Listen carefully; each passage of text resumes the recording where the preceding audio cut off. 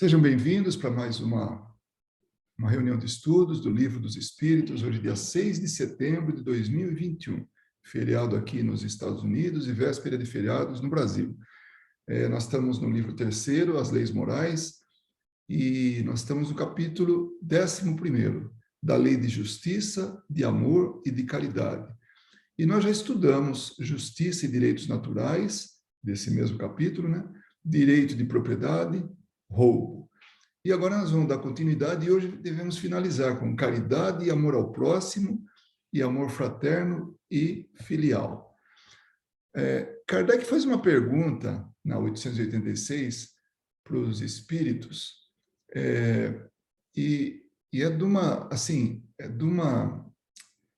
tão compacta essa resposta, mas ela diz tanto, mas vamos lá. A pergunta é assim: qual o verdadeiro sentido da palavra caridade, como entendia Jesus? Então, os espíritos dizem, de acordo com o entendimento de Jesus, o que ele queria dizer com caridade. Os espíritos dizem benevolência para com todos. Imagina só, hein? Ser bom, ser bondoso com todo mundo. Ter compaixão para as imperfeições dos outros.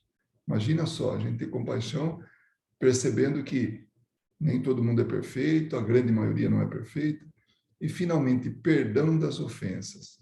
Olha, quando a gente aplicar isso tudo, são só 3 coisas, né? Aí nós podemos dizer, eu sou um espírito perfeito, porque realmente, nos dias de hoje, na situação em que a gente se encontra aqui neste mundo, é muito difícil ser bom para todo mundo, a gente é bom para quem a gente gosta. A gente não tem compaixão para as imperfeições alheias, só com as nossas, e nem sempre a gente perdoa as ofensas. Aí Kardec faz um comentário, né? O amor e a caridade são o complemento da lei de justiça, pois amar o próximo é fazer a ele todo o bem que nos seja possível e que desejáramos nos fosse feito. Então, isso, é uma via de 2 mãos, né? Então, tanto da gente para com os outros e os outros para conosco. E como ele fala, né? É um complemento, é um prolongamento da lei de justiça. Tal o sentido dessas palavras de Jesus: amem-se uns aos outros como irmãos. Que interessante, né? Como é difícil ainda para a gente nos percebermos como família, como uma grande fraternidade, que no fundo é isso. Pai, mãe, filho, irmão, são situações temporárias, passageiras. No frigir dos ovos, realmente, espiritualmente falando, somos todos irmãos. Então, quando a gente tem que passar por uma experiência reencarnatória, podemos ter a posição de pais, de filhos, de irmãos, de sobrinhos, de amigos, seja o que for. Mas, independente disso, uma vez que desencarna, nós devemos ter essa visão. Todos somos espíritos, filhos do mesmo Pai, criados pela mesma entidade que Deus, e todos irmãos. Segundo Jesus, a caridade não se reduz à esmola, abrange todas as relações em que nos achamos com os nossos semelhantes, sejam eles nossos inferiores, nossos iguais ou nossos superiores. Então, de novo, ele está reforçando, qualquer que seja a posição que o outro se encontre, nós temos que agir da mesma maneira. E a caridade não é da esmola. Da esmola é fácil. A gente para no estacionamento, vem alguém, a gente limpa aquela bolsinha de moedas, de qualquer que seja o valor, normalmente é valor baixo, e já vira as costas e vai embora. E acha que fez alguma caridade. Caridade abrange as relações com as pessoas. É olhar nos olhos, é conversar, é aceitar, é fazer aquilo que os espíritos disseram que Jesus entendia como caridade. Ser bom para com o próximo, ter compaixão com as imperfeições alheias, perdoar as ofensas. Por que perdoar as ofensas? porque ainda a gente não pode ser aquele que não é que não aceita, mas que não, não assume que foi ofendido. Mas sim, não é que não assume, não tem ofensa e não se ofende, né? Ela nos indica a indulgência. A indulgência é esse não se sentir ofendido, é estar acima disso. Porque dela nós mesmos precisamos. E é verdade, né? A gente cobra dos outros, mas nós também temos o dever, né? Não é só direito. E nos proíbe de humilhar os desafortunados, contrariamente ao que se costuma fazer. Nossa, a gente, para falar dos outros, humilhar os outros, fazer bullying com os outros, isso nós somos mestres, né? Apresente-se uma pessoa rica e todas as atenções e deferências lhe são dispensadas. Se for pobre, toda a gente como que entende que não precisa preocupar-se com ela. E é verdade. Eu lembro de uma vez um caso que minha mulher foi me representar para fazer um empréstimo, né, no banco, para negócio de construção, que era um empréstimo desses tipo públicos, né, tal, Para construir a casa. para construir a casa.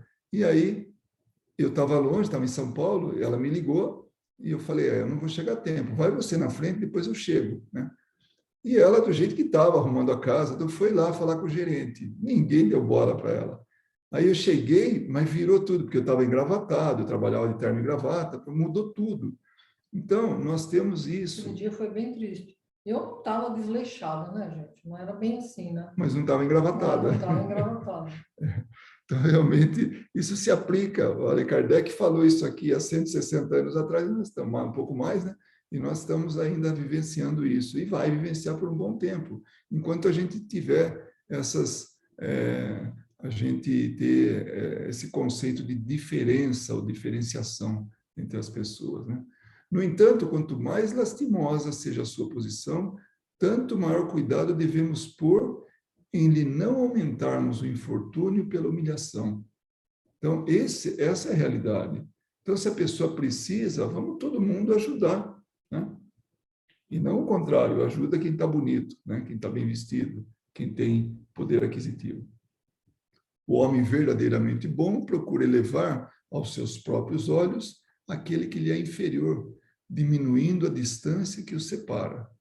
Então, por isso que ele falou, né? Segundo Jesus, a caridade não se restringe à esmola. Sejam eles, né? A gente tem que respeitar, né? Os semelhantes, sejam eles nossos inferiores, nossos iguais, nossos superiores. Então, todo mundo igual. Na questão 887, Jesus também disse: amem até os seus inimigos. Ora, Kardec perguntando, né? O amor aos inimigos não será contrário às nossas tendências naturais e a inimizade não provirá de uma falta de simpatia entre os espíritos? Que esse é o normal, né? Então, se a gente amar o inimigo, será que não é contrário à nossa tendência? Os espíritos dizem: é certo que ninguém dedica um amor terno e apaixonado aos seus inimigos. Não foi isso que Jesus quis dizer. Amar os inimigos é perdoar e lhes retribuir o mal com o bem. O que assim procede se torna superior aos seus inimigos, ao passo que abaixo deles se coloca aquele que procura vingança. Olha, eu vou dizer uma experiência própria, tá? No que diz respeito aos trabalhos mediúnicos.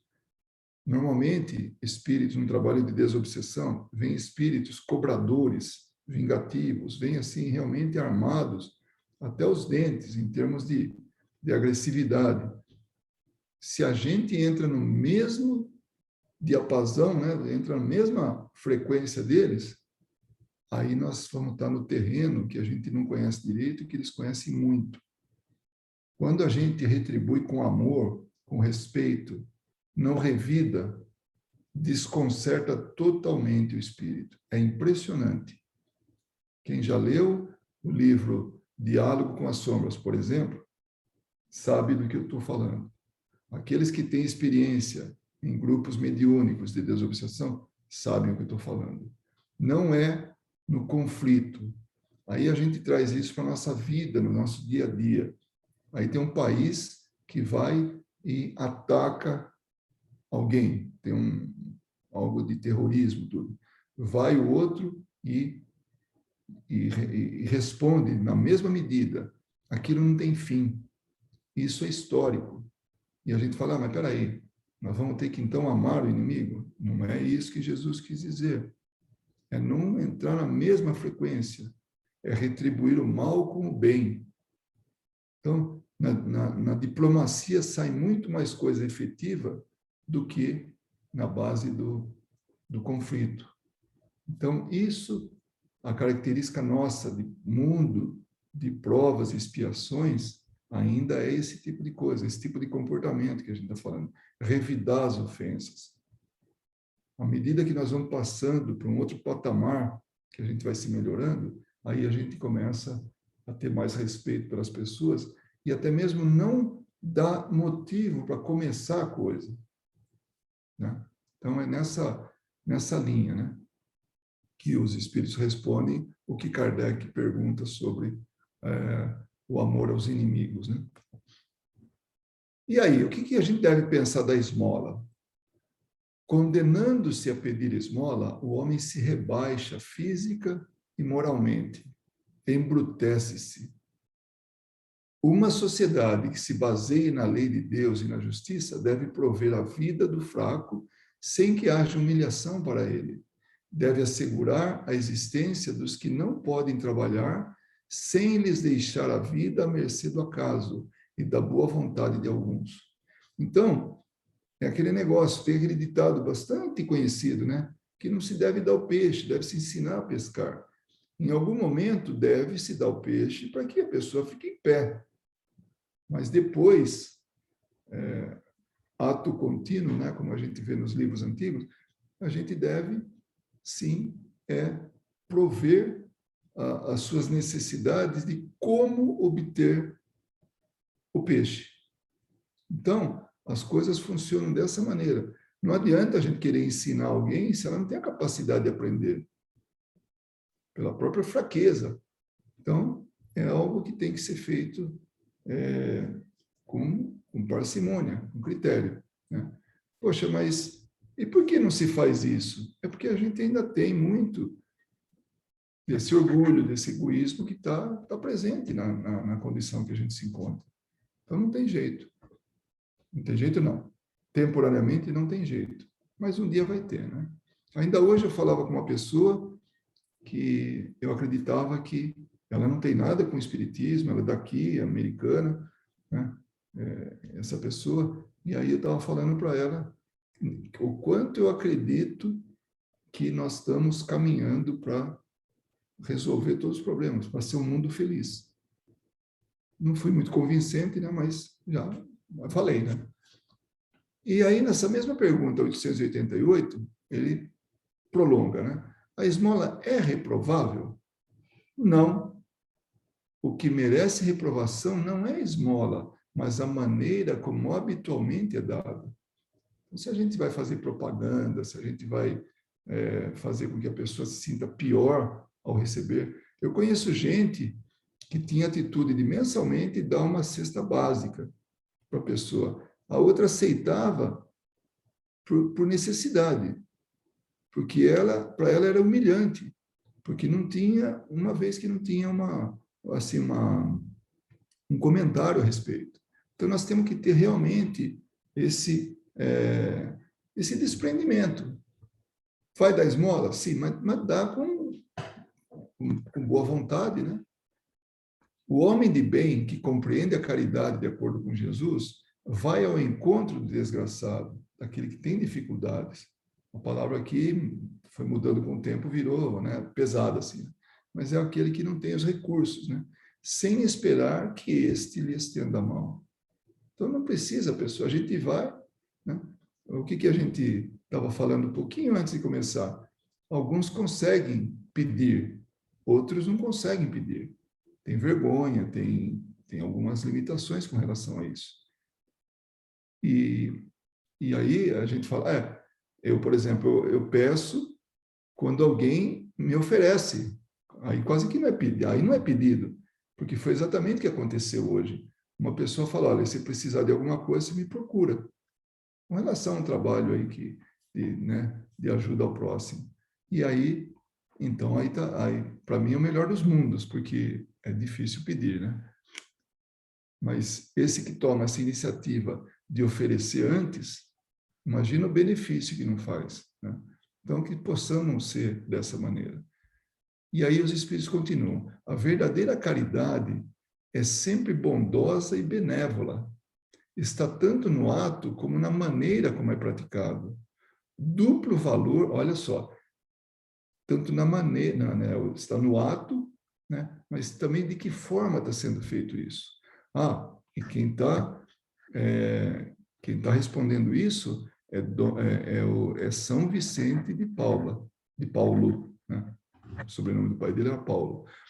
Duplo valor tem um serviço prestado com delicadeza. Se for com arrogância, pode ser que a necessidade obrigue quem o recebe a aceitá-lo, mas o seu coração pouco se comoverá. Lembrem-se também de que, aos olhos de Deus, a ostentação tira o mérito ao benefício. Está vendo? Pronto, já ganhou, tá? Ostentou, já está satisfeito, pronto. Mas não vai ter esse sentimento por parte do outro, de agradecimento, né? Disse Jesus que a tua mão esquerda não saiba o que a direita der. Por essa forma, ele lhes ensinou a não sujar a caridade com orgulho. Essa frase eu sublinhei porque ela é muito forte, a não macular a caridade com orgulho. A caridade tem que ser pura, tem que ser limpa, tem que ser imaculada. Deve-se distinguir a esmola, propriamente dita, da beneficência. Nem sempre o mais necessitado é o que pede. O temor de uma humilhação detém o verdadeiro pobre. Então, não é sempre, às vezes tem gente mais necessitada que não pede por se sentir humilhado. Então, o temor de uma humilhação detém o verdadeiro pobre, que muitas vezes sofre sem se queixar. Então, é para eles que ele está dirigindo essa orientação. Vai buscar aquele que nem tá pedindo, nem está se queixando. Ele está precisando. A esse é que o homem verdadeiramente humano sabe ir procurar, sem ostentação. Amem-se uns aos outros, eis toda a lei divina, mediante a qual Deus governa os mundos. Eu vou repetir. Amem-se uns aos outros, eis toda a lei divina, mediante a qual Deus governa os mundos. Lembra que a gente comentou numa sessão de estudo passado, nem sei se foi do Livro dos Espíritos, que tem leis que funcionam para o mundo. Algumas leis físicas, por exemplo, a lei da gravidade, né? Por exemplo. Mas a lei do amor, a lei da caridade é uma lei divina e ela funciona, ela age em todos os mundos. É isso que esse Espírito está falando, São Vicente de Paulo está falando. Porque Deus, ele governa todos os mundos. Se fosse um Deus em cada mundo, se isso fosse possível, né, cada um teria uma lei.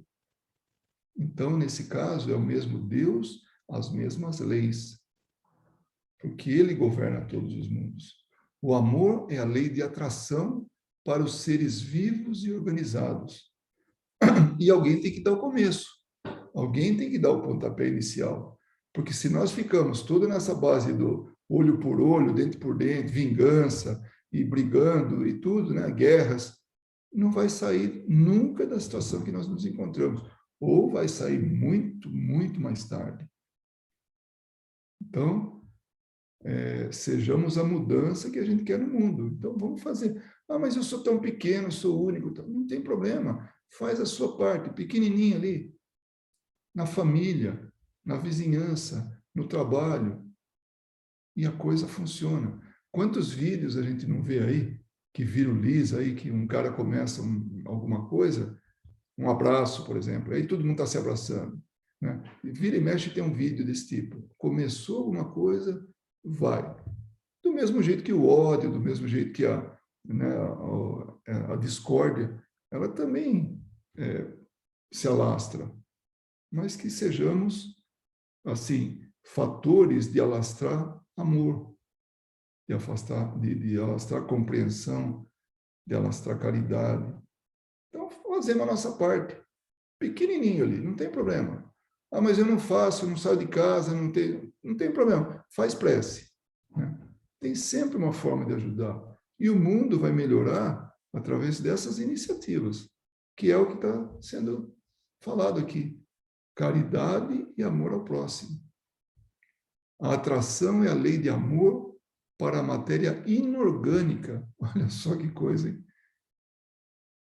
Não esqueçam nunca que o espírito, qualquer que seja o grau de seu adiantamento, sua situação como reencarnado ou na erraticidade, tanto faz, espírito ou encarnado, tá? Está sempre colocado entre um superior que o guia e aperfeiçoa e um inferior para o qual tem que cumprir esses mesmos deveres. Olha que bonito que ele fala. A gente não se dá conta disso. Nós temos aqueles para quem a gente pede ajuda e temos aqueles para quem a gente oferece ajuda. Para quem a gente pede, é superior a nós. Para quem a gente oferece, está numa posição inferior a nós. Olha como é um sanduíche, né? Onde a gente está entre duas partes, uma superior e uma inferior a gente. Uma a gente recebe, a outra a gente dá.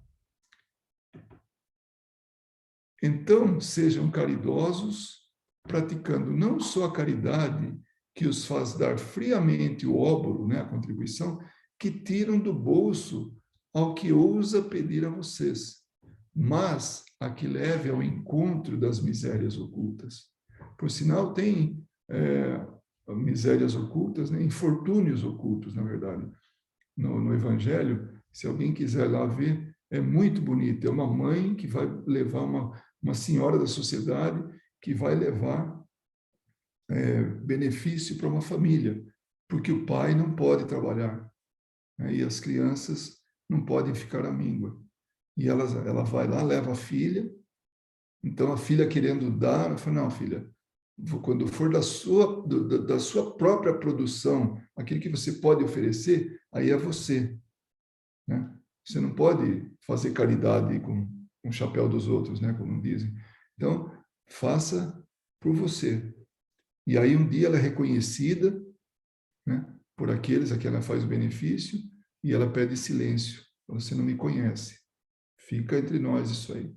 Então, essa busca em auxiliar, né, os infortúnios ocultos, né, ela faz de forma velada. Nada para deixar as pessoas mal, nada para se engrandecer, nada disso. Ela faz aquilo que vem de dentro, né, do coração. Sejam indulgentes com os defeitos dos semelhantes. Em vez de dedicarem desprezo à ignorância e ao vício, instruam os ignorantes e moralizem os viciados. É aquilo que eu, meio que do ensinar a pescar, né? É promover essa ajuda, para que a pessoa possa, por si própria, se reconstituir. Sejam brandos e benevolentes para com tudo o que seja inferior. Sejam para com os seres mais ínfimos da criação e terão obedecido à lei de Deus. Obedecido à lei de Deus. Essas que nós estamos tratando. E esse espírito, nesse momento que está falando isso, que Kardec, né, coloca nesse livro terceiro das Leis Morais, é São Vicente de Paulo. Quem gosta de biografia, quem gosta de saber um pouco a respeito da vida de personagens históricos, dá uma olhadinha, busca um pouco sobre São Vicente de Paulo e vê o que ele passou na vida, né? Inteligente como era, ele conseguiu estudar e virar padre, né? E aí ele foi vendido como escravo, né? Numa viagem que ele estava fazendo, passou de mão em mão, vendia para outro, vendia para outro, até que o último, que era um católico, né, que tinha deixado de ser católico justamente para não ser vendido como escravo, uma das esposas dele, né, que ele tinha, porque ele se converteu de tal maneira que ele podia ter até mais de uma esposa, tinha três, né? E aí ele cantava, né, Vicente, naquela época, o padre Vicente, né, o escravo Vicente, ele cantava e ela queria saber qual que era, o que queria dizer aquela música. E ele explica para ela o que queria dizer tudo. E ela vai para o marido, né, para o esposo, e fala: poxa, você abriu mão de uma religião tão bonita, que fala tantas coisas bonitas, você deveria era voltar. Aí o que acontece? Vai esse senhor dele, né, dono dele, e eles voltam para a Itália. Vão para a Itália, fazem um plano da vão, e lá eles passam, moram juntos, tudo, e eles se convertem a um monge, né? Não Vicente de Paulo, né? Mas o senhor de escravos. Ele consegue, pelo exemplo, pela beleza que ele mostrou que era, né, o cristianismo, aí ele se converteu, né? Mas é muito bonito, em detalhes é muito mais bonito do que eu falando, tá? Então vocês entrem lá, é muito fácil, ou tem alguns excertos, né? Ou tem na própria Wikipedia, tem.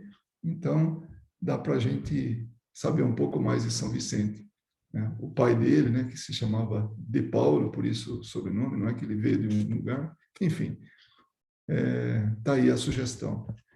Aí Kardec pergunta para os espíritos: não há homens que se veem condenados a mendigar por sua própria culpa? Então, não é um castigo, não é assim, ele que arrumou para a cabeça dele? Ele falou: claro, sem dúvida. Mas se uma boa educação moral ensinasse a eles a praticar a lei de Deus, não teriam caído nos excessos causadores de sua perdição. É disso, sobretudo, que depende a melhoria do planeta de vocês. Vamos ver de novo, só porque está falando da melhoria do planeta, a transição, essas coisas que já está embutido aqui, ó. Então, se uma boa educação moral ensinasse a eles a praticar a lei de Deus, não teriam caído nos excessos causadores de sua perdição. É disso, sobretudo, que depende a melhoria do planeta de vocês. Em uma única palavra, aquilo que Kardec adorava: educação. Então, o conhecimento vai mudando as pessoas. A educação vai transformando de forma que elas estejam mais aptas, mais receptivas à mudança moral. Então, percebem como Kardec tinha razão sempre no que ele falava com relação à educação? Então, os espíritos estavam o tempo todo lembrando a gente isso. Aí ele dá uma olhada na questão 707. Aí vamos lá na questão 707. Isso é do livro terceiro, né, das leis morais, que fala ali de conservação, os meios de conservação. Kardec pergunta: para certos indivíduos é frequente faltarem os meios de subsistência, mesmo quando cercados de abundância? A que se deve atribuir isso? Egoísmo. Ao egoísmo dos homens, que nem sempre fazem o que devem fazer e, além disso, frequentemente devem a si mesmos. Busquem e acharão. Essas palavras não querem dizer que, para achar o que deseje, basta que o homem olhe para a terra, mas que lhe é preciso procurá-lo, não com moleza, e sim com ardor e perseverança, sem desanimar ante os obstáculos, que muitas vezes são simples meios de que se utiliza a providência para lhe experimentar a constância, a paciência e a firmeza. Obstáculos, dificuldades, isso existe. Viver não é fácil. Para cair, como era o caso aqui, né, dessa pergunta, né? Opa, desculpa. Nossa, aqui. Então, para cair, que era essa aqui, né? Que não é culpa dos próprios homens mendigar. Aí, nessa questão 707, ele fala, não, tem que trabalhar. Então, nós estamos sendo experimentados o tempo todo. Isso aqui é como se fosse um exame, né? Uma prova daquilo que a gente aprendeu na teoria. Então, é aqui que nós vamos estar mostrando nossos valores, se a gente aprendeu ou não aprendeu. As dificuldades vêm, os problemas vêm, né? Os obstáculos vêm, e não vem pouco, não, vem muito. Para uns mais que para outros. Mas nós é que fazemos essa seleção, e aí a gente vai tomar decisão.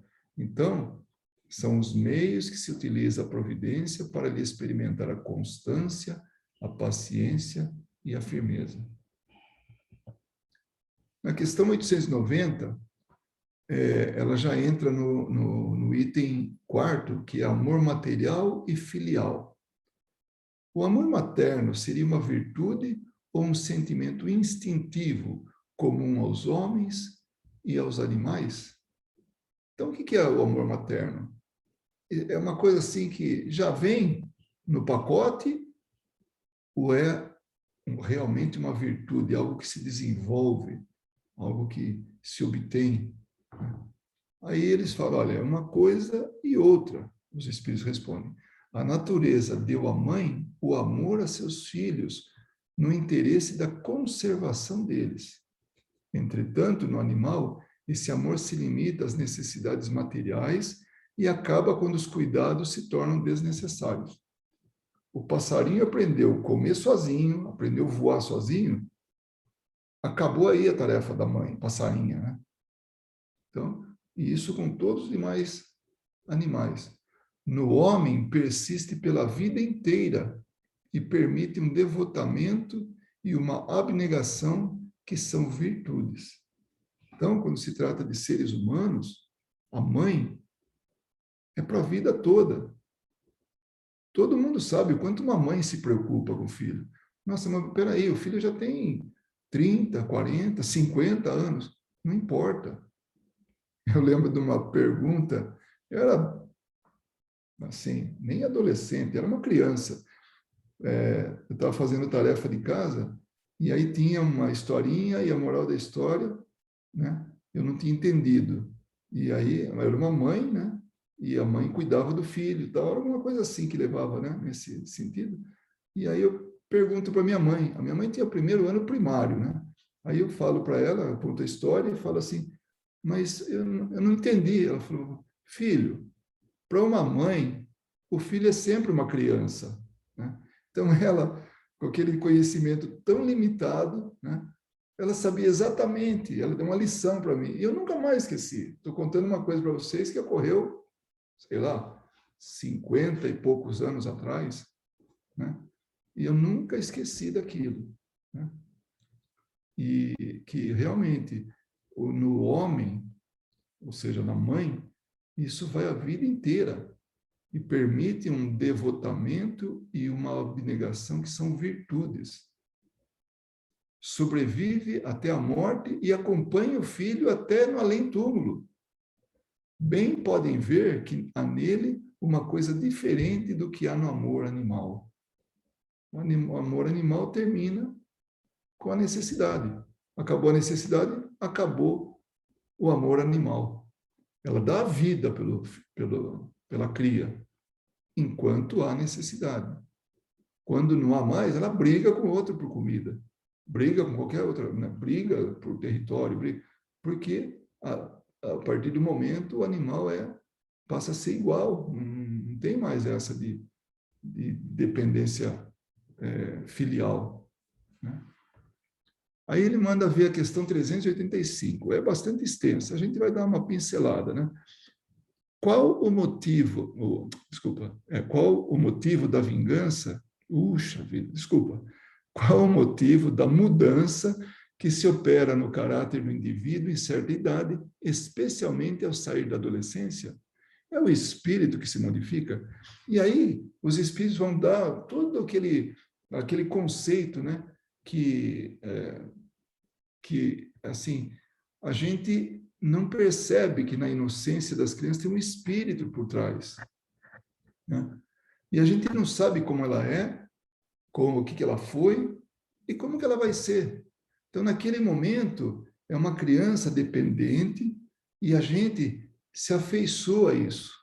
Então, isso a família a coisa é tão bem feita, né? Esse mecanismo, para que a gente possa proteger realmente aquela criança, para que ela siga adiante no seu projeto reencarnatório. Porque se os pais, ou a família, os irmãos, descobrem quem ela é na realidade, podem não estar tratando exatamente como deveriam. Então, o fato dela ser bonitinha, engraçadinha, inocente, né? Isso torna as pessoas assim simpáticas àquela criança. Então, olha que coisa, até isso, né, dentro do mecanismo de desenvolvimento nosso, existe, né? Aí, mais para frente, os espíritos explicam, falam, olha, as crianças são seres que Deus manda a novas existências. Então, é uma fase da vida do reencarnado. Então, é uma reencarnação que começa pela infância. Ele lhes dá todos os aspectos da inocência para que não lhe possam atribuir rigor excessivo. Então, para que os pais não cobrem tanto, e principalmente se souber quem ele é na verdade, né? Ainda quando se trata de uma criança de maus pendores, más inclinações, as más ações são encobertas com a capa da inconsciência. Ele não está sabendo o que está fazendo, tadinho, né? Deixa para lá, né? Então, até isso a gente deixa, porque é a tendência da criança, né? Essa inocência não constitui superioridade real com relação ao que eram antes, não. É a imagem do que deveriam ser e, se não o são, o consequente castigo exclusivamente sobre elas recai. Então, ele vai desenrolando, vai desenvolvendo exatamente isso. Esse desenvolvimento da criança, com todo o amparo da família. Com efeito, imaginem que em seus lares possivelmente nascem crianças cujos espíritos vêm de um mundo onde contraíram hábitos diferentes dos que de vocês, e me digam como poderiam estar no seu meio esses seres, trazendo paixões diversas das que alimentam, inclinações, gostos, inteiramente opostos aos seus. Como poderiam enfileirar-se aí, senão como Deus o determinou, isto é, passando pelo crivo da infância? Então o espírito não vem com toda aquela carga do conhecimento que ele tem, aquela carga da maneira que ele é. Ele vem embotado pela criança, né, pela situação da infância, porque aí a criança ela está sendo trabalhada, moldada, não tem um choque, que é como os espíritos falam, imagina se vem a pessoa se mostrar como ela realmente é. Ninguém aguenta, né? Então, nasceu aqui no lar e é totalmente diferente dos pais, um comportamento totalmente diferente. Paixões diversas, inclinações, gostos, tudo diferente. Então, por isso que tem a fase da infância. E tem mais. Nos mundos inferiores, nos mundos ainda que não são perfeitos, a infância, ou seja, vamos falar diferente. Quanto mais imperfeito o mundo, mais longo é o tempo da infância. Porque precisa de mais tempo para desentortar o pepino, né, como falam. Então, é mais tempo para educar, é mais tempo disponível para transformar aquele espírito, para melhorar aquele espírito, abafar as más tendências e promover as boas tendências. Agora, à medida que esse mundo evolui, a fase da infância vai reduzindo. A gente já nota alguma coisa parecida. A gente vê como as crianças hoje têm postura que certamente anos atrás, alguns séculos atrás, não tinham. Então, e à medida que o mundo aperfeiçoa, se aperfeiçoa, ou nós nos aperfeiçoamos, né, naturalmente, o período de infância vai reduzindo, porque não tem porquê. Você vai gastar tempo precioso com o que não é necessário, porque o espírito já vem mais preparado, já vem melhorado. Então, ele não precisa mais de tanto tempo na fase infantil. Então, mais rapidamente, ele passa para isso. Então, aquilo que Kardec pergunta, né, sobre a mudança, cadê ele aqui? Ah, não, é depois. Lá vou eu, né, confundindo as coisas aqui. Mas depois. Então, quando Kardec pergunta, quando a pessoa sai da adolescência, ela se mostra diferente. Mas por quê? É isso. Então, ela já começa a mostrar quem ela é. A infância ainda tem outra utilidade. Os espíritos só entram na vida corporal para se aperfeiçoarem, para se melhorarem, e a delicadeza da idade infantil os torna brandos, acessíveis aos conselhos da experiência e dos que devam fazê-los progredir. É nessa fase que podemos reformar suas características e reprimir seus maus pendores. Tal o dever que Deus impôs aos pais, missão sagrada de que terão de dar contas. Olha, Deus é tão bom que deu mais recurso para a gente trabalhar. Deu a infância para os espíritos que nós vamos ter como missão educar, transformar, ou melhor, melhorar a eles, né? E transformar é difícil, ainda mais numa encarnação só, né? A menos que venha transformado. Assim, a infância não é só útil, necessária, indispensável, mas também consequência natural das leis que Deus estabeleceu e que regem o universo. Que bonito, né? Aí Kardec sempre querendo ter certeza do que está perguntando, certeza do que ele entendeu. A questão 891. Estando na natureza, por entender, diga assim, quem está lendo o livro, né? Estando na natureza o amor materno, como é que há mães que odeiam os filhos, e não raro desde a infância desses? Isso não é impossível. Tem mãe que odeia os filhos. Aí a resposta, às vezes, é uma prova que o espírito do filho, quer dizer, aquele filho, escolheu. Ou uma expiação, se aconteceu ter sido mau pai, ou mãe perversa, ou mau filho noutra existência. Então, ou é uma expiação, né, ou é uma prova que ele escolheu. Em todos os casos, a mãe má não pode deixar de ser animada por um mau espírito que procura criar embaraços ao filho, a fim de que falhe na prova que buscou. Então, a torcida do contra existe, né? Então, pode ter alguma influência espiritual, algum mau espírito que quer a mesma coisa. Então, se utiliza da mãe para poder atacar o filho, né? Mas essa violação das leis da natureza não ficará impune, e o espírito do filho será recompensado pelos obstáculos de que tenha triunfado. Então, ele teve o esforço dele, ele superou as dificuldades, então ele tem mérito. E aquela que não agiu como a mãe que deveria, assistida por outros espíritos eventualmente, não fica impune, porque está violando as leis da natureza, né?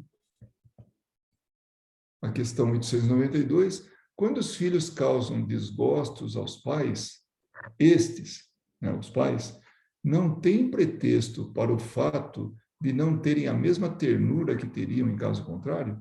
Ou seja, justifica isso? Está sendo, o filho está criando tanto embaraço, tanto desgosto para os pais, que eles não têm razão de não ter a mesma ternura? Não, porque isso representa um encargo que lhes é confiado e a missão deles consiste em se esforçarem por encaminhar os filhos para o bem. E aí ele pede para dar uma olhada na questão 582 e a 583. Vamos dar uma olhada nelas, né? A paternidade pode ser considerada uma missão? Isso está no capítulo 10 das ocupações e missões dos espíritos. Sem dúvidas que é uma verdadeira missão. Então, a paternidade, a maternidade é uma missão.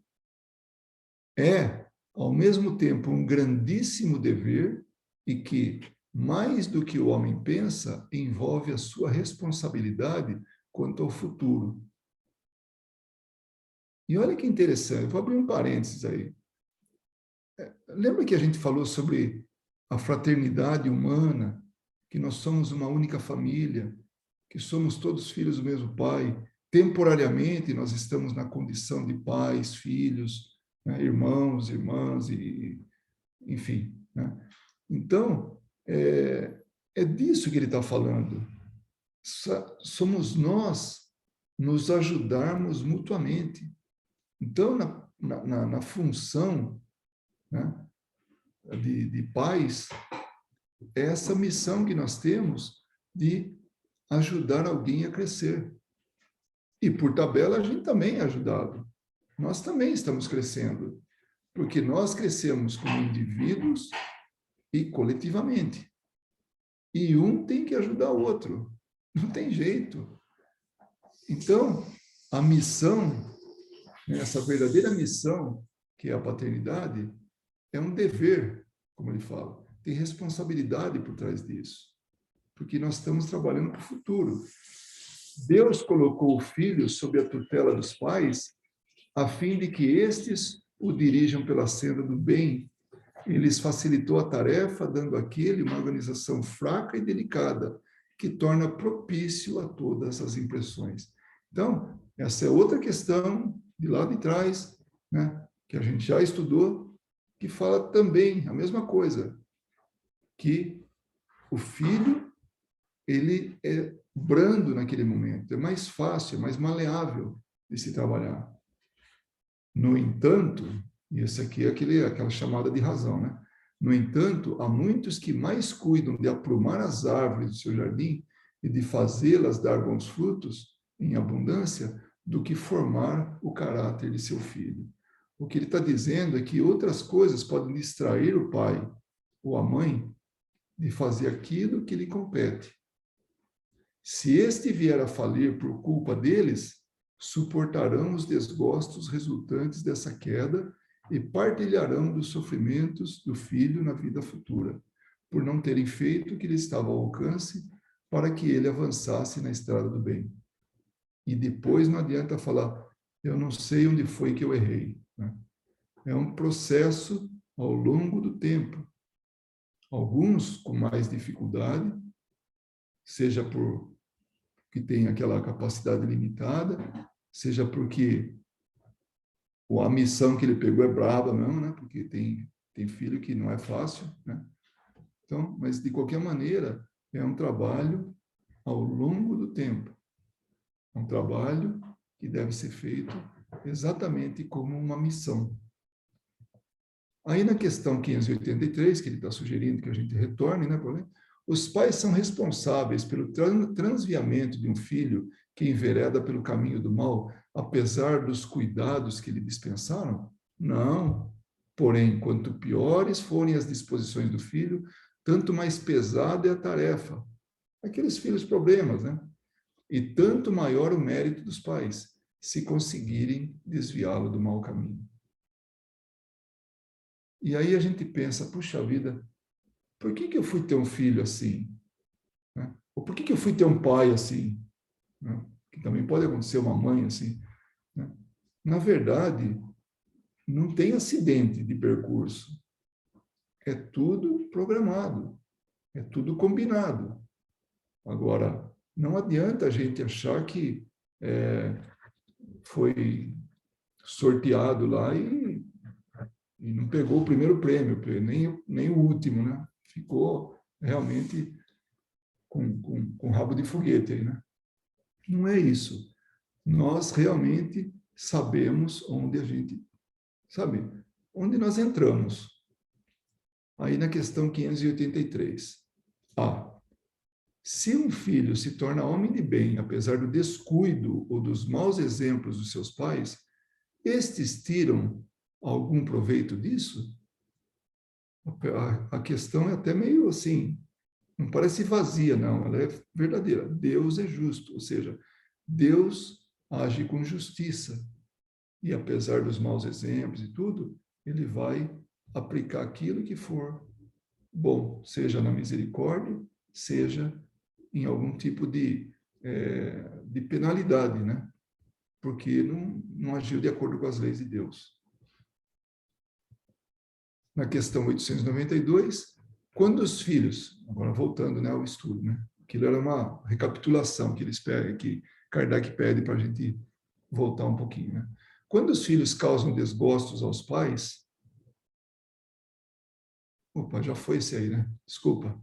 É que eram as duas questões, 583, 582 e 583.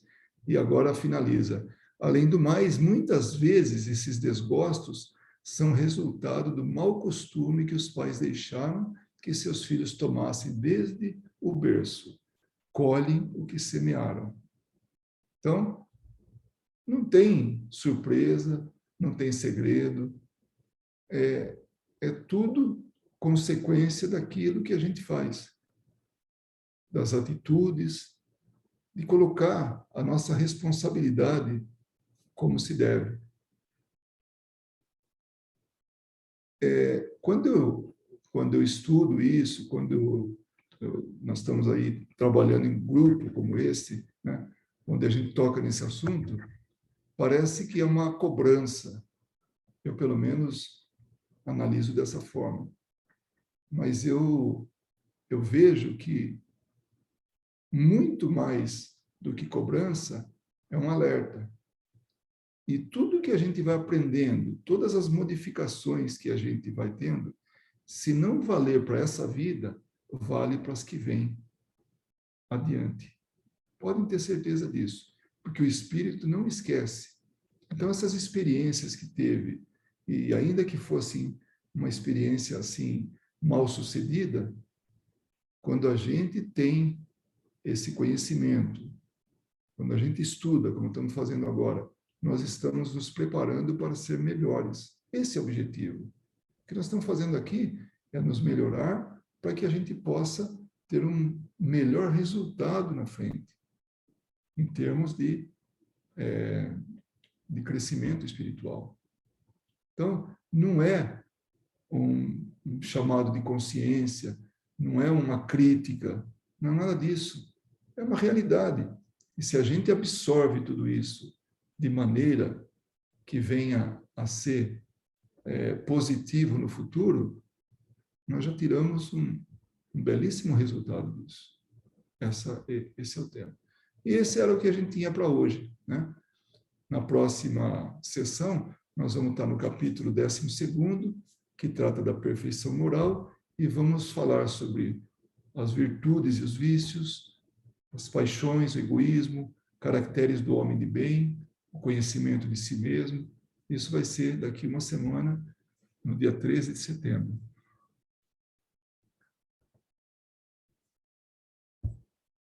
E certamente, pelo tamanho, né, do capítulo, dos itens, a gente vai precisar de mais do que uma sessão.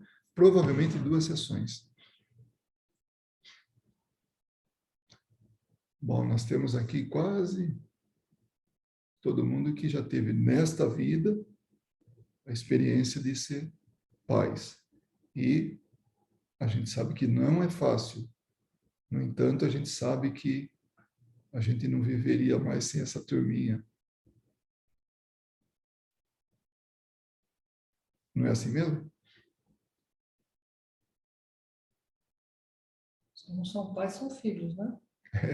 E como filhos também, a gente, nossa, aí a gente faz até uma análise, né, do que a gente foi. Eu me lembro que a gente estava conversando, já tivemos essa oportunidade, né, de conversar com os filhos nossos, e eles avaliando, né, hoje como pais, né, como mães, na verdade, né, que são as meninas que têm filhos, o que a gente buscava, assim, interferir na vida deles.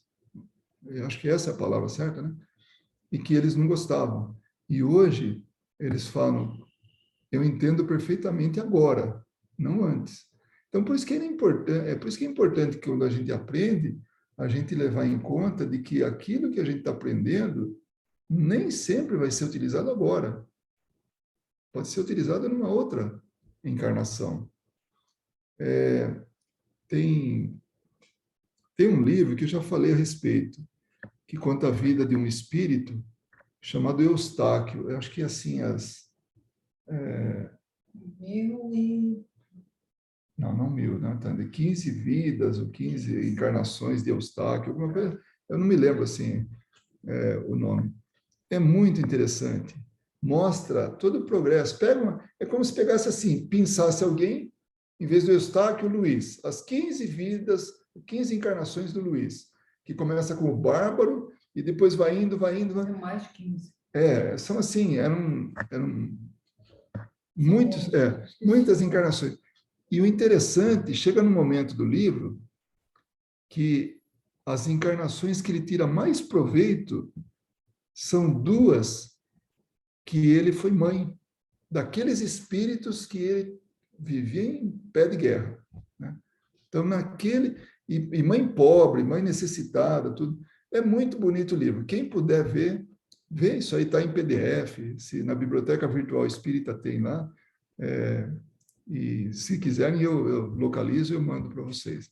15 séculos de uma trajetória. 15 séculos de uma trajetória, isso aí. Eustáquio. Eustáquio é o nome do espírito. Eustáquio, 15 séculos. Olha, 1.500 anos, não são 15 existentes, não, 1.500 anos. É o espírito de Karl Schutter. Então, e é Karl Schutter que escreve, né? E é muito interessante, mostra realmente o progresso. Por isso que a gente não pode desistir de ninguém. Por isso que a gente tem que estar levando em conta que a transformação é individual e coletiva. Então, não adianta, nós vamos ter que ir em grupos, em rebanho, evoluir. Né? Rebanho é meio feio. Em coletividade, vai ficar um pouquinho melhor. Né? Agora eu vou parar um pouquinho de falar, né? Vamos ver se alguém fala alguma coisa.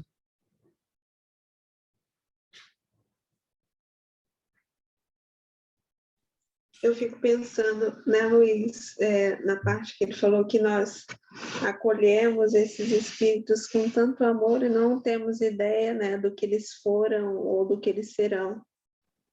E eu me sinto exatamente assim em relação às crianças. Eu acho que até chega a ser um pouco exagerado da minha parte. Um cuidado e um medo de perder, de que aconteça algo, sabe? De deixar que eles caminhem, sim, igual o Emanuel já tem 10 anos, e ele tem um amiguinho aqui na rua e hoje ele foi brincar. Pela primeira vez, ele foi até a casa do coleguinha.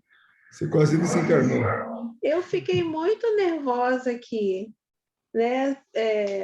Eu sempre em contato com a mãe dele, se está tudo bem, ela avisando quando ele chegou. Mas, sabe assim, eu só me senti realmente tranquila depois que ele já tinha voltado e que ele já estava aqui dentro de casa. E é muito estranho, não é? Não sei até se pode ser exagero da minha parte, mas... Eu vou tranquilizar você, Dani. Nós vivemos, junto aqui com a nossa família, casas separadas, no mesmo condomínio, segurança passa o tempo todo, até chata, invade até a vida da gente. Qualquer coisa que a gente faça, já tem gente aí, deixou o carro fora do lugar, pronto, deixou lixo, quando deveria ter recolhido já container, pronto, já tem. Enfim, segurança, eu diria, máxima. Tá? A nossa neta, bom, as casas, a pé, a distância é de 9 minutos, eu já cronometrei. Quando nossa neta sai de lá para cá, de bicicleta, ou a pé, de bicicleta, de bicicleta leva 2 minutos, né? A gente liga para a filha. Quando ela sai daqui e vai para lá, a gente quer ouvir também, ela chegou bem e tal. Não tem jeito, isso aí é aquele mesmo, é aquilo que a pergunta de Kardec que os espíritos respondem. fala, tem dos dois. Tem o animal, que enquanto a criança é dependente, a gente, né, está cuidando, né? Essa é a parte animal, né?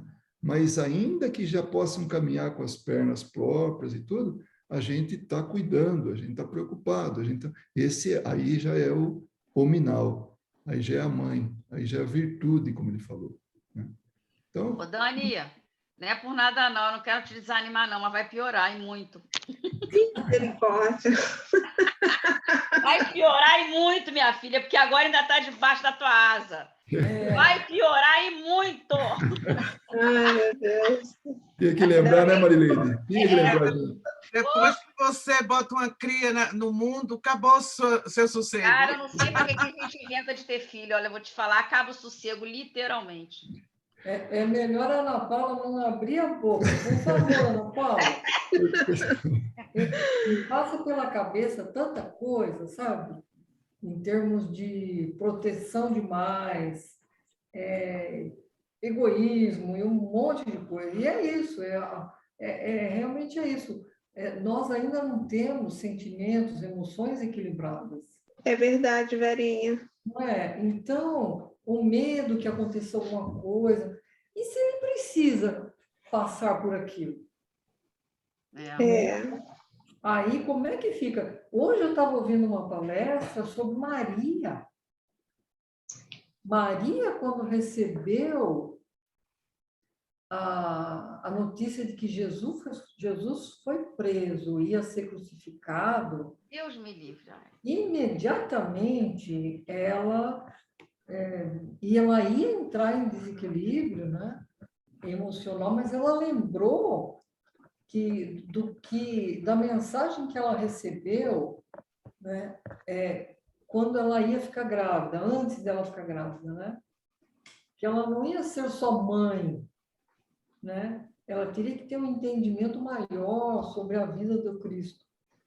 E aí ela muda um pouco, né, o pensamento, a emoção, e ela lembra que ele não é só filho dela, ele é um espírito que veio para dar o exemplo e outras coisas, né? É muito bonita essa palestra, eu vou enviar para vocês. Mas, Passa sim. ele teria, é melhor não falar. Então, sabe, é um espírito que ela sabia que veio para dar o exemplo, né? E inclusive, ela se sentia como o quanto ela ainda tinha que crescer para poder enxergar Jesus dessa forma, o filho dela dessa forma, que ele teria que passar aquilo pela humanidade, por nós, né? Olha aqui, e a gente está aí, né? O filho vai cair, a neta vai cair de bicicleta, né? É um desprendimento muito grande, né, Verinha? Eu acho, né, ainda está muito longe do meu, porque, nossa, mãe. Não é só você, Dani, então não se preocupe. Não se preocupe, como diz Cris, vai piorar. Na Paula, você fica bem quietinha, tá? E quando os filhos crescem, viu, Dani? Aí vem os netos, não muda nada. Aliás, piora muito. Não muda nada. Você diz que quando sua neta sai de sua casa para a casa da filha no mesmo condomínio, quando minhas netas vão andar de bicicleta na frente da casa, eu vou lá para frente. Um minuto que eu saio, assim, digamos que eu vou pegar água, eu já fico naquela ânsia. Olha, gente, é um condomínio fechado, tem 2 portões, o pessoal fica andando como aí vocês, o segurança, tudo, mas é uma coisa, é um medo que a gente tem de que aconteça qualquer coisa, né? Eu tenho muito cuidado com meus netos também. Marileide, isso mostra ainda a nossa condição, né? Na verdade, é isso. Eu acho que também nós não devemos falar, não, tudo bem, ele vai lá brincar lá fora, o que acontecer é porque tem que acontecer. Não é assim também, né? Não podemos relaxar, né? Principalmente na educação deles, mas deixar brincar um pouco e ficarmos um pouco mais tranquilos, isso é trabalho de uma vida e olha lá ainda. Não, o que eu acho é o seguinte, porque quando ainda estão miudinhos, você tem controle, mas quando já está crescido, é torcer que você tenha orientado da melhor maneira possível, porque eles vão fazer o que eles quiserem mesmo, entendeu? A gente tem que rezar para dizer, meu Deus, eu fiz o meu melhor, tomara que dê certo. Imagina o meu, foi para ele com 19 anos, ganhando um dinheirão, entendeu? A mãe que eu sou controladora, filho único, eu e ele. Gente, é rezar para, tipo assim, olha, torcer. Graças a Deus que foi para aí, não podia jogar, não podia beber, porque foi com 19, não podia nada. Mas é aquela coisa, hoje pode, graças a Deus não faz nada disso, mas é só rezar mesmo, para tipo, olha, tomara que eu acertei, porque eles fazem o que eles querem, a verdade é essa, não adianta a gente se iludir. Se eles quiserem fazer, eles vão fazer mesmo, entendeu?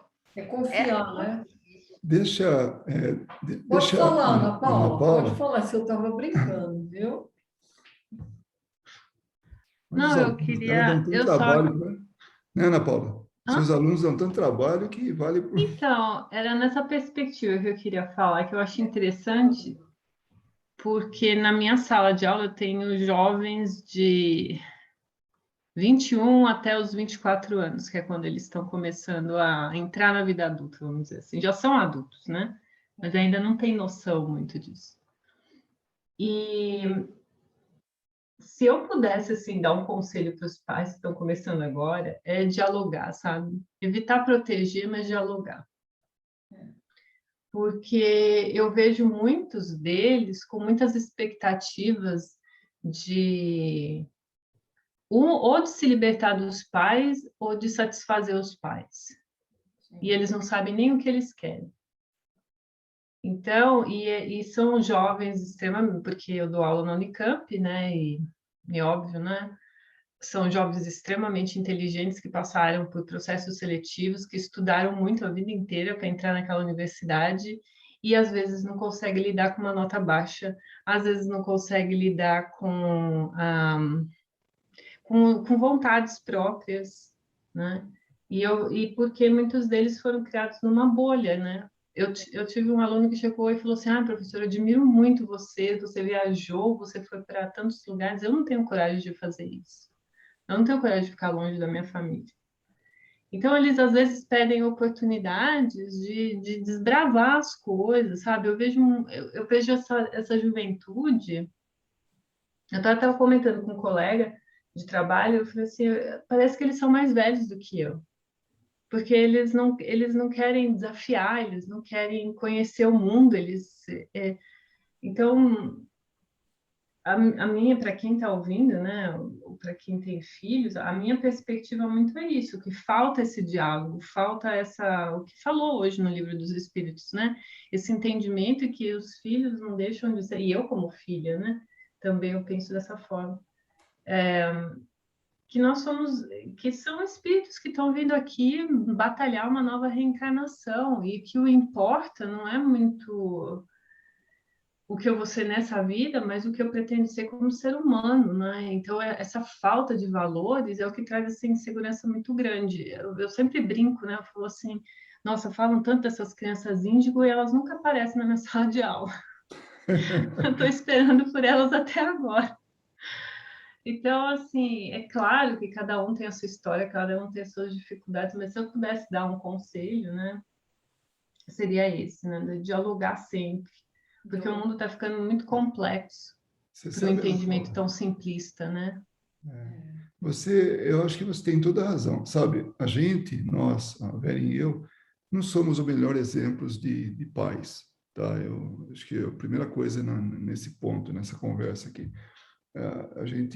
porque começamos muito cedo, né?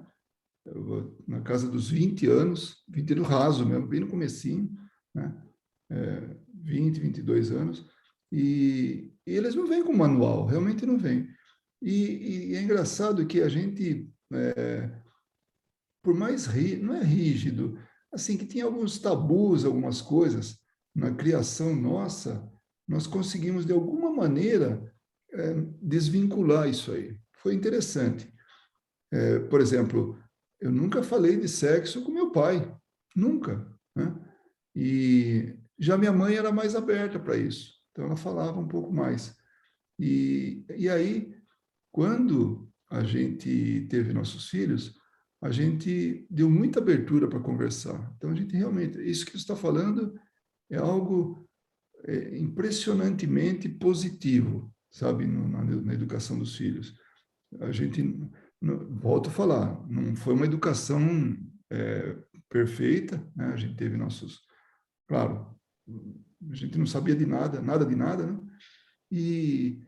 Mas a conversa foi interessante. E eu notava que tinha até uns ranços, né? Por exemplo, as nossas filhas vinham falar sobre problemas femininos, né? Comigo. E eu falava, filha, fala lá com a sua mãe, ela entende melhor, né? Tá, sabe? Porque ainda tinha a ver aquele lado, né? De que isso era meio um pouco de tabu, né? Claro, hoje mudou muito, né? E a gente também se adaptou. Então, hoje, o assunto, não tem assunto que a gente não fale, né? Mas tem uma coisa só, Luiz, que assim, quando eu falo do diálogo, é da conversa, mas não Isso. da falta de disciplina. Eu acho isso muito importante, porque às vezes eu falo diálogo, as pessoas falam assim: "Ah, então eu vou ser amigo do meu filho". Eu falo assim: "Não, Não, pelo amor não. de Deus, você não vai ser amigo do seu filho". Não, eu entendi. Tanto que o Rossandro, ele fala assim, né? Como é que ele fala? Resgate de autoridade, né? Ele contando uma história que os filhos faziam o que queria do pai e tal. E aí o pai falava, você está vendo, Rossandro? Você vê? Você fala, o problema é seu, você construiu isso aí. Que foi o que os espíritos falaram numa das respostas aí, né? Que perde o controle. Então, e aí depois não adianta falar onde foi que eu errei. É engraçado que até a minha filha, caçula, que até eu brinquei, né, com vocês aí, quem estava um pouquinho antes, que quando os outros queriam que ela, quando queriam assim, que eu desse alguma coisa para os, quando eles queriam alguma coisa, eles mandavam ela pedir, né, porque tinha, né. Eu não sei se eles falam isso aí, eu acho que tinha mesmo, porque para eles falarem, né? E vira e mexe, ela falava assim, brincando, né? Ela falava, quando eu perturbava ela, alguma coisa, ela falava, onde foi que eu errei, né? Ela falava para mim, né? Então, e ficou uma coisa assim, realmente bastante emblemática quando eu vejo pais que não tiveram essa autoridade que você falou, viu, Ana Paula? E não conversaram, e não fizeram o dever de casa. Porque realmente é uma responsabilidade grande.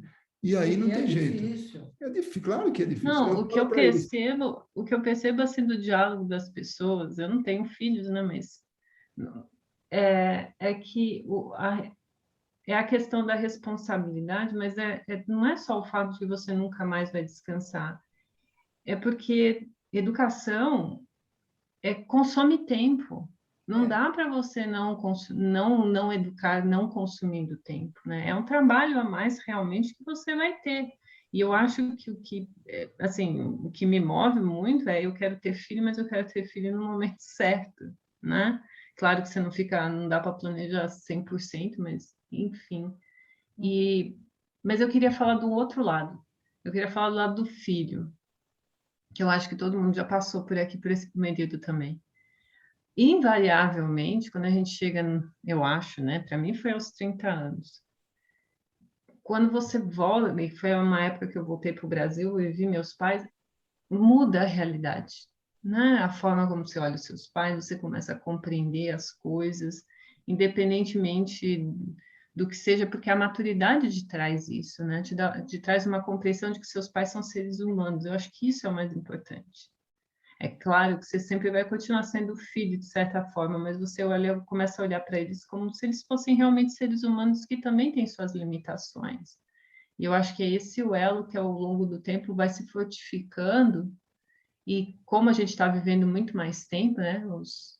Os meus pais já tiveram a oportunidade de conviver com os pais dele, com meus avós, por mais tempo, né? Mas a gente está convivendo bem mais. Então, eu tenho ainda metade da minha vida para conviver com meus pais ainda, mais ou menos.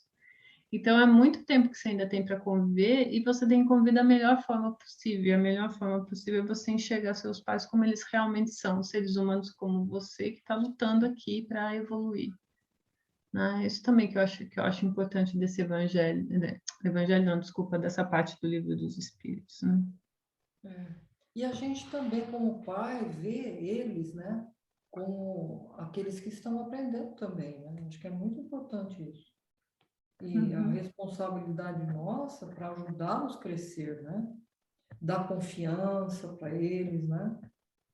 Se eu soubesse disso antes, seria muito mais fácil. Então, isso vira e mexe, a gente lembra, a gente fala disso. Se começasse agora com conhecimento, com o aprendizado que a gente já passou, né, talvez fôssemos melhores pais. Mas aí também vem aquela pergunta, mas não podia ser diferente. Para chegar onde chegou, teve que ter os filhos no meio para poder trazer a gente para essa, né, essa posição. Uma vez aconteceu uma coisa muito interessante. Eu tive a oportunidade, bendita essa doutrina espírita, né? Eu tive a oportunidade de conversar com meu pai, depois de desencarnado, né? Quer dizer, conversa não é bem o termo, porque eu estava tão emocionado que eu não mal abri a boca, né? Só chorava, né? Mas eu tive isso, e outras vezes também ele se apresentou, não para falar diretamente, né? Mas se apresentou em reuniões que eu participava. E eu lembro que a médium falou uma coisa interessante. Ela falou, era seu pai, mas ele não via você como pai, como filho. Ele via você como irmão. Aquilo foi tão interessante, tão importante escutar. E quando eu estou estudando, estou lendo, relendo, essa parte, né, do Livro dos Espíritos, onde, para mim, fica muito claro que a condição nossa de pais e filhos, por exemplo, só citando isso aí, né, é temporária e ela é pontual, é agora. Como espíritos, não tem nada disso. E não tem nada de depois chegar no plano espiritual e falar, poxa, você foi minha mãe, mas hoje você é minha irmã, ou foi minha esposa, ou foi, sabe aquilo, né? Vem a lembrança, tudo. Como espírito, isso é fator de aprendizado, né? Mas o que vale é que naquele momento, como espíritos, nós somos irmãos. E ele ter dado essa impressão para a médium, ter dado essa certeza para a médium, que eu era irmão dele e não pai, vai ser difícil eu chegar no plano espiritual e não chamar ele de pai, né? Chamar pelo nome, né? Já é difícil eu não falar senhor, né? E ainda mais... Mas a verdade é essa mesmo, né? Tem um livro que o nome do livro já dá bastante coisa para a gente conversar. Se eu não me engano, é Herculano Pires que escreveu.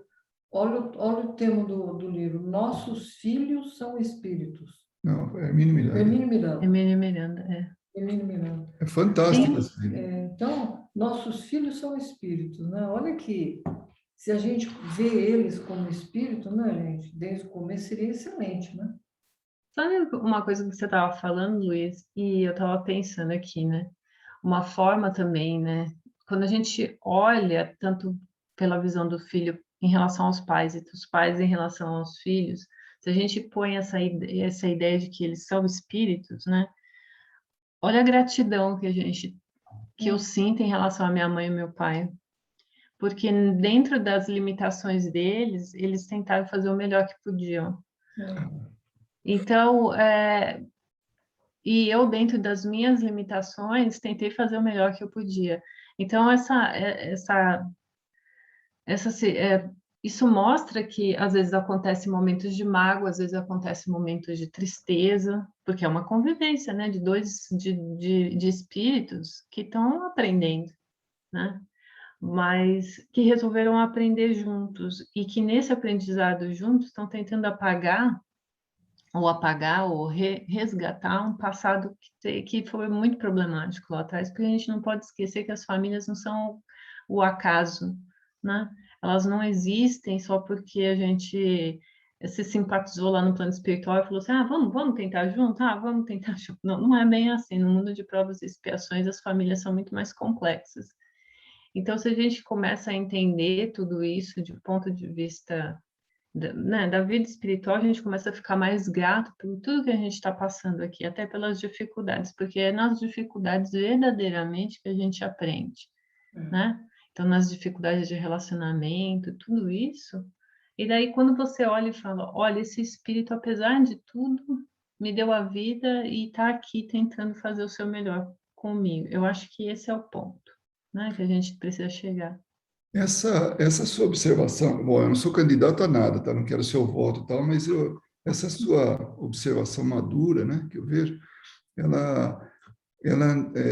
não dá para separar a Ana Paula pessoal, profissional, tal, da espírita, né, que estuda, que busca conhecimento. Então, a gente nota que somente visto por esse ângulo esclarecedor que é a doutrina espírita, né? Lá vou eu de novo fazer propaganda, né? Se bem que não é propaganda, é realmente dar crédito a quem tem, né? A quem merece. Algo assim de forma racional. Como é racional isso que você falou, né? E ao mesmo tempo tem tanto de sentimento, né? Porque somente vendo, aprendendo, né, estudando, tal, chegando nisso de ter essa conclusão, de ver, porque é isso que a primeira questão que nós vimos lá, né? Qual o verdadeiro sentido da palavra caridade como entendia Jesus, né? Benevolência para com todos, indulgência para as imperfeições alheias, perdão para as ofensas, né? Então, perdão das ofensas. Então, não é exatamente isso, mas é você analisar de forma tão coerente e com tanto sentimento isso que você falou, porque isso vale realmente para os pais, vale para os filhos, vale para todo mundo, porque se nós tivermos a clareza, né, de pensar, somos todos espíritos, e quem se propõe a fazer alguma coisa vai fazer da melhor forma, com os recursos que tem, e nós, que somos beneficiários disso, temos que ver esse valor realmente. A gente vê pais que, nossa, não conseguiram muito com o filho se revolta, tudo, mas ele se esquece que, puxa, exatamente isso que você falou, com o que eles tinham de recursos, né, pessoais, espirituais, materiais, o que seja, eles fizeram o melhor deles, ainda que virou de ponta cabeça, né? Mas era o que eles tinham para oferecer. Realmente, quando é positivo, é muito melhor, né?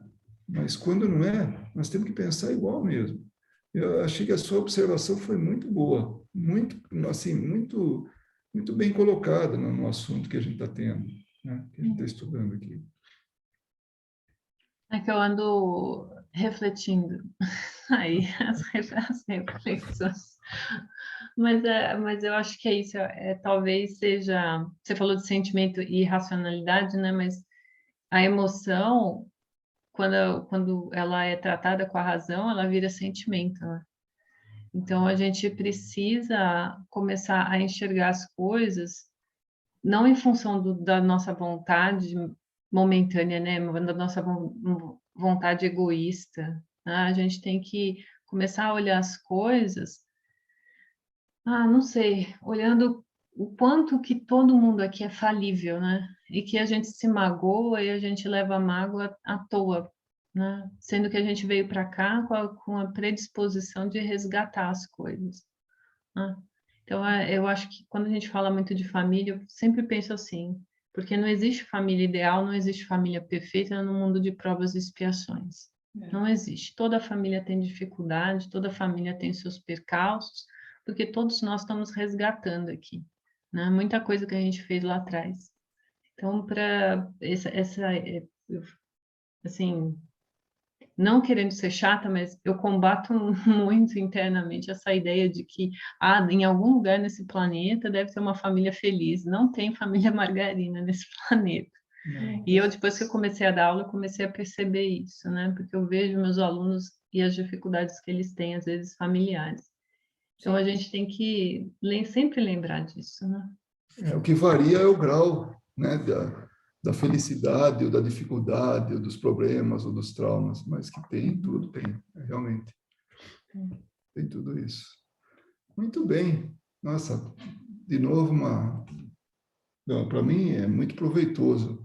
Eu aprendo muito aí com Kardec, com vocês, né? Realmente muito boa a nossa sessão de estudos. E chegamos ao final. A menos que alguém queira fazer um comentário adicional, chegou a hora aquela hora que nós nos engalfinhamos, né, para fazer a prece final. Não, hoje eu vou fazer. A Verinha saiu na frente aqui. Se tiver alguém que queira fazer, não tem problema, não. Quer fazer a prece, Dani? Pode fazer, Verinha. Marileide, se alguém, tudo bem. Você representa bem. Obrigada. Então, nós vamos aquietar um pouco mais o nosso coração. Essa conversa já nos deixou bastante emocionados, porque nos lembramos de Maria, a mãe de Jesus, a mãe que cuidou não só de Jesus, mas cuida ainda de todos nós, que está sempre conosco, principalmente quando nós pedimos a ela nas nossas dificuldades, ela de pronto nos atende e nos envia a proteção necessária, a intuição necessária para que nós possamos nos acalmar, refletir melhor sobre aquilo que estamos vivendo e nos ajuda a seguir em frente. Hoje, nessa nossa conversa de pais, filhos, nós queremos agradecer a nossa Mãe Maria por estar sempre conosco, essa irmã maior que nós temos também, que nos orienta quando nós pedimos. E nós devemos nos colocar como pais e filhos, mães e filhos. Porque em algum momento fomos pais, em alguns momentos fomos filhos. O que nós devemos fazer é rogar a Jesus que sempre esteja nos orientando para que possamos fazer o melhor. Porque ainda dentro de nós existe tantas coisas a serem modificadas para melhor, tantas coisas que existem que temos que aprender para fazer melhor. Neste nosso mundo ainda de expiação e provas, onde mostramos perante tudo aquilo que estamos vivendo nesses tempos difíceis, as nossas imperfeições. Os Espíritos nos ensinam a paciência, a tolerância, o amar aqueles que estão ao nosso lado, mas principalmente amar os nossos inimigos. Oh, querido Mestre Jesus, como é difícil. Como é difícil não nos preocuparmos, não somente com os nossos filhos, nossos amigos, nossos familiares queridos, mas nos preocuparmos com aqueles que são conterrâneos nossos, onde nesse momento vivemos uma incerteza tão grande. Por isso, querido Mestre, neste momento sublime em que comunhamos contigo as nossas preocupações, nós te pedimos por todo o nosso Brasil, que cada um os nossos irmãos brasileiros possam receber uma gota de bom ânimo, uma gota, Senhor, de esperança em seu coração. Que os nossos governantes, Senhor, sejam amparados e intuídos pelo Senhor a fazer melhor. Sabemos que os governantes, neste momento, são os pais de todo o nosso povo brasileiro e que eles possam agir como verdadeiros pais que amam seus filhos, que eles possam sentir isso em seus corações, querido Mestre. Ó Senhor Jesus, nós falamos do nosso povo, do nosso Brasil querido, mas nós sabemos que nos 4 cantos do mundo existem discórdias, existem problemas tão sérios, dores intensas, lágrimas caindo por perdas de entes queridos.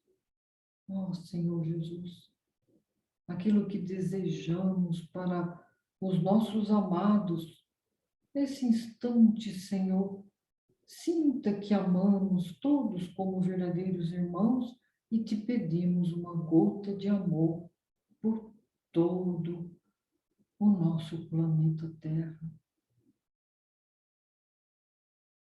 Que a sua paz invada o coração de todos, como invadiu a nossa nesse momento, porque estamos estudando aquilo que nos leva à evolução, o Evangelho de Jesus.